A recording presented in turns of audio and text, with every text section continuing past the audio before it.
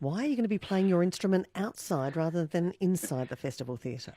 Yeah, look, we'd much rather be inside, I think it's fair to say.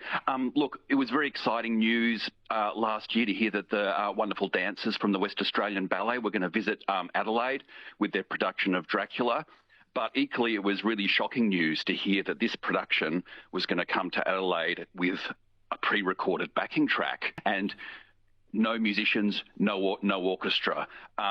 And ballet fundamentally is live dance and live music, so it's really only half the production. And so we're going to form an orchestra on Saturday afternoon of local Adelaide musicians to play music to make sure that the audience are reminded of the power of live music. Why is it concerning to you that this isn't happening with this production?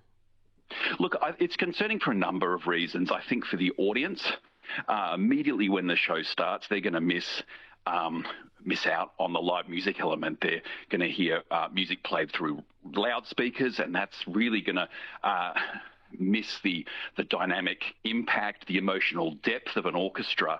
So they're really not going to get the full experience of what's being advertised as an opulent production. For the musicians, it's really bad. We have a great ecosystem of freelance musicians, but as many of our listeners will know, being a musician is really hard, right? The work is precarious, and ballet is essential work for our members. And there's a whole lot of musicians who are missing out on a gig because of this production not making the decision not to employ musicians.